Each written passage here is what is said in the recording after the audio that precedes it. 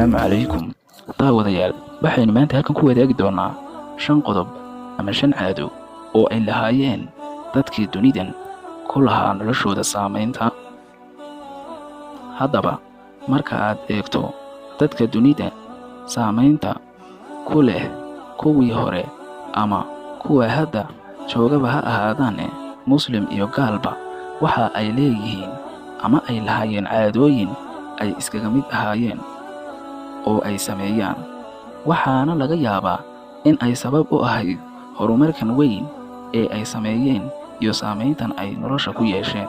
Haddaba waxa aynu halkan ku wadaagi doonaa sidaynu kor ku soo xusnayba ilaa 5 caado oo ay dadkaasi lahaayeen. 1. In ay waqti hore kacaan. Runtii marka aad eegto waqtiga hore, qofku in uu kaco siro badan baa ku duugan.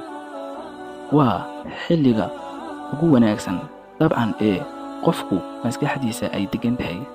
Sidoo kale deegaanka uu ku nool yahay ama environment-ga uu ku nool yahay qofkaasi oo dhan baa degan oo dadku waa ka hurdaan. Waxaa intaas sii dheer, guriga uu degan yahay haddii uu xaas yahay iyo haddii uu kelidii yahayba weli lagama soo kicin oo dadku xilligaas hurdada ayay macaansanayaan. Marka aad eegto dadka culimada ah, weliba kuwii muslimiinta ahaa, salaada subax marka ay tukadaan ma ahayn dabcan dad hurdada dib ugu laabta. 2.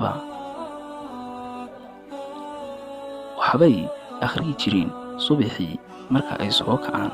Waxa ay uga faa'iidaysan jireen in ay wax akhriyaan.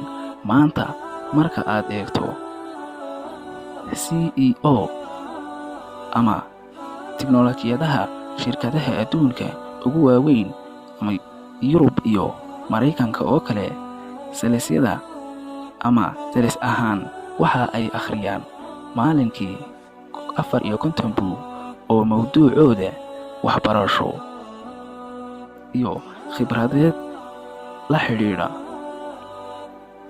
Micnaha waxa ay ku dabaqayaan ganacsigooda.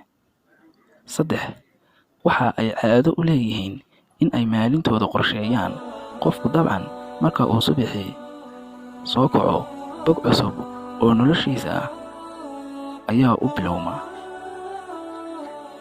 ama u furan. Waaga u baryay waxa uu leeyahay iga faa'iidayso. Waxa ay isku dayaan in aan maalinkaasi qorshe la'aan ugu gelin. 4. waxa ay doortaan 2 shay oo ay maalinta u qorshaysan qabtaan.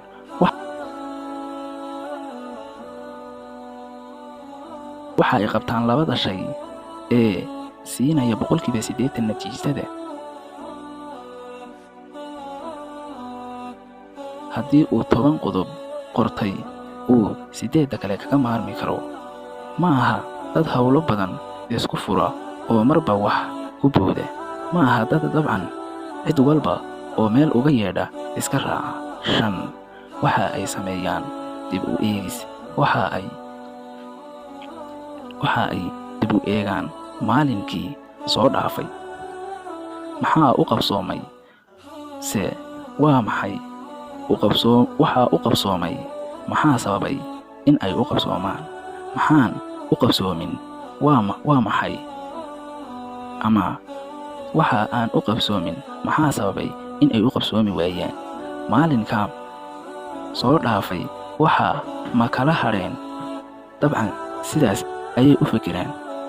Cid miyay maageen ama dulmiyeen? Cibaadoodkoodu suu ahaa maalinkaas? Ma cid baa hadal xumi kaga dhacay? Maxaa dembi ah oo uu galay oo Ilaahay subxaanahu wa tacaala cadhab gelinaya?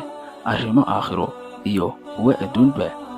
Waxaa habboon daawade qofku dib u eegis inuu ku sameeyo waxa u qabsoomay iyo waxa aan u qabsoominba, kay doontaba ha ahaatee noloshiisa maalinkaas sida uu ku soo dabaqay iyo waxyaabaha uu xaqiijiyey, maadaama uu qofkani hadaf nolosha ka leeyahay iyo yididiil